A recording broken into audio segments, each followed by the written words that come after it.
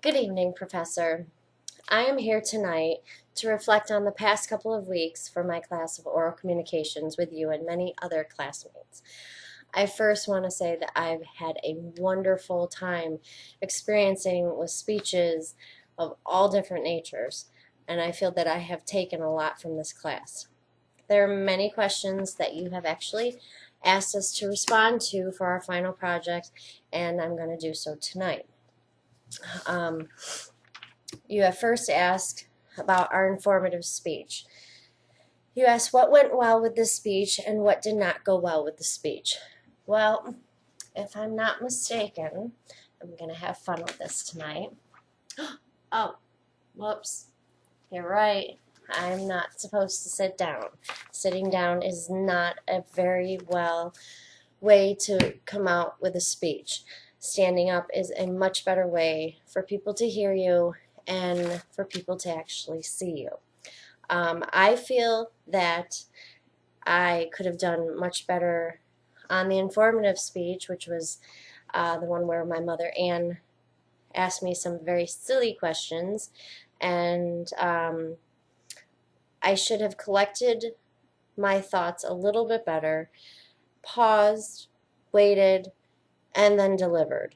I don't feel as well as you suggested that I actually hit the main ideas of each topic and I was not descriptive enough. I completely agree with you on that. Although I do feel that I had very good eye contact and I was clear to understand and I was positive about everything. When we move on to the demonstration speech, which I actually think was my favorite speech, and I do know that I did need a lot of improvement on that, which I agree with you on for clarity of showing more closer pictures of exactly how to do the dishcloth. I also feel that I said a lot. Um, um, a lot.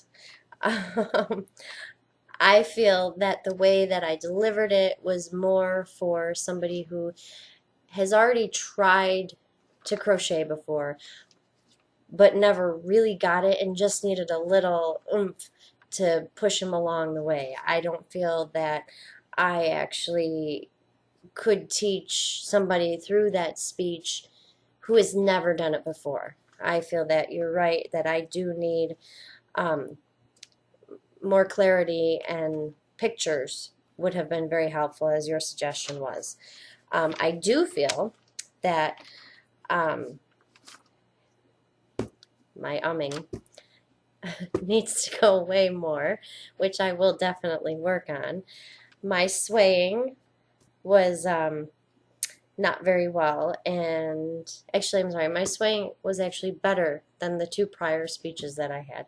And I feel that my eye contact, has been pretty good throughout every speech that I've taken, especially during the dishcloth one.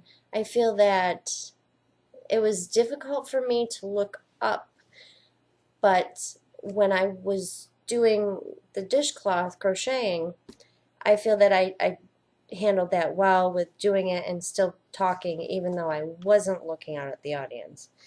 I feel I've improved on being calm when I made a mistake, which is mentioned in our reading, that I didn't get red in the face, wasn't flustered, I didn't cry, I didn't run away and cry. I just moved right on and had it flow with the speech. On to my persuasive speech, that was difficult for me. That was very difficult for me. It's a topic that is very dear to me and that my family has always wanted me to quit smoking, and it's going to be an obstacle for me, and I thought that this persuasive speech was not only helpful for others who needed to quit smoking, but maybe to help me to quit smoking. I feel that my PowerPoint presentations are actually my strongest when it comes to speech.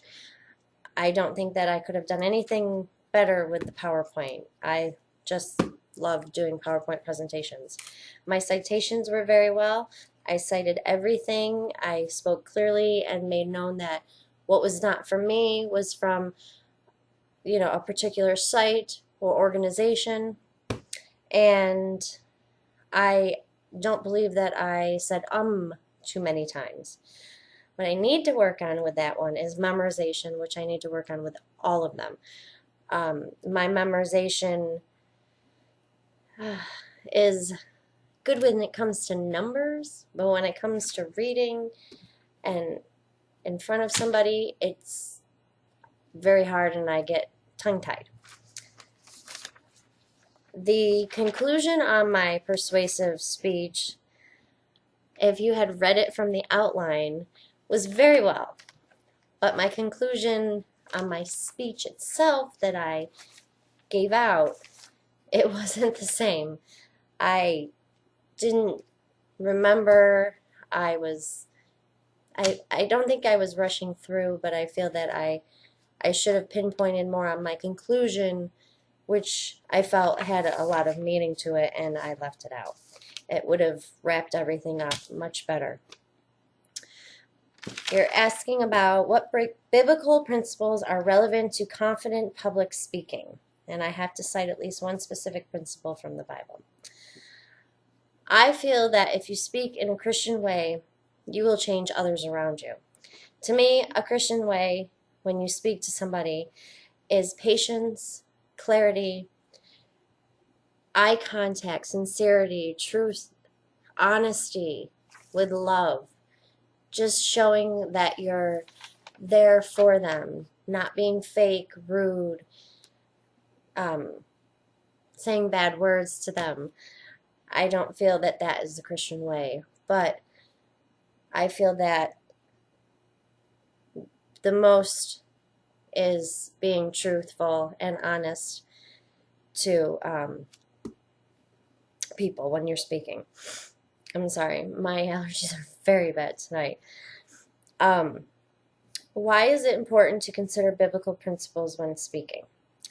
I'm sorry, I have to rewind. I did not tell you the Bible verse that I chose.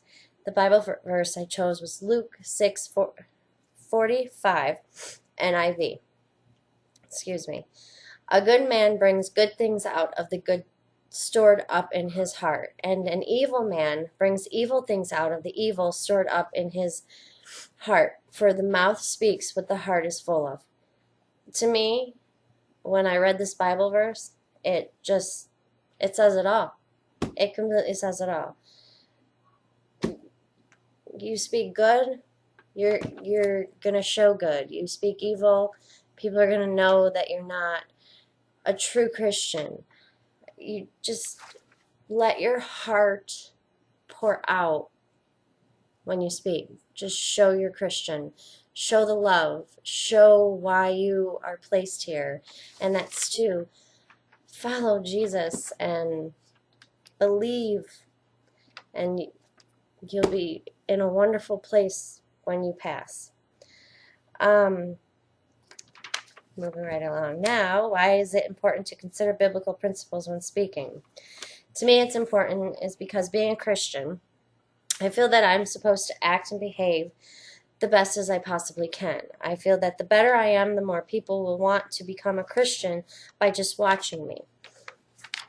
If I fight people, if I raise my voice, if I give dirty looks, nobody's going to want to be around me. But if I am sincere and I pass a smile on and I wave and I say hello, there's so many people who love that. I walk into Wegmans, which is a grocery store near me, and I always walk in with a smile because you never know who you're going to touch one day. And there are so many people who just look at me and they just smile. It kind of throws them for a loop because this world today is, well, with what's going on and what happened last night and with ISIS, well, we all know what the world is going to end up very soon. But if we can make people who we walk by smile, to me, that is the best feeling in the world. And I feel that with me doing that, it is showing them that there is more than just this evil in the world, that there is good in the world. And hopefully that'll bring them closer to God. How do I plan to use what I have learned in the class, personal and or professional life? Well, I will keep walking around with a smile on my face, greeting people, for one. I need to know that when I speak, I will not only show people that I am a Christian without even telling them, but act like one. I need to look, talk, dress, and feel that I truly am a Christian, which I truly feel. But I need people to know that. I need them to know by just looking at me, saying that, wow, she's really good. She's trying really hard to be really good. That's what I want. My ultimate goal would be to help others learn about God through the way I talk, through the way I do my work, through the way I raise my children, take care of my house, my decorations, the crosses, everything. I want people to know that when they walk in the house, that there is love and that I'm there for them, just like God and Jesus are there for me. I also know that I need to move forward with my speeches, and I have much more practice to do in order for me to feel comfortable about it. One thing that I have always heard is practice makes perfect, so I will definitely be practicing more speeches in front of others, at church, at work, everywhere I can, because I honestly enjoyed myself this class. I was very nervous and scared coming into it.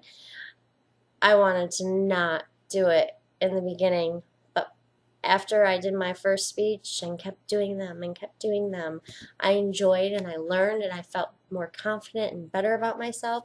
And I want to thank you so much for the encouragement that you gave me, for all the advice and guidance that you've provided me to help me become a better speaker. And I truly am going to take everything that you have given me from the book, from your guidance, from the classmates, and I'm going to apply it to every single thing I do in my daily life. Once again, thank you so much for being my professor for the past couple weeks. You have put a very big spot, there's a big spot in my heart for you and for all your teachings, and I truly am thankful for everything that you have done for me with making me excel in my future. Thank you.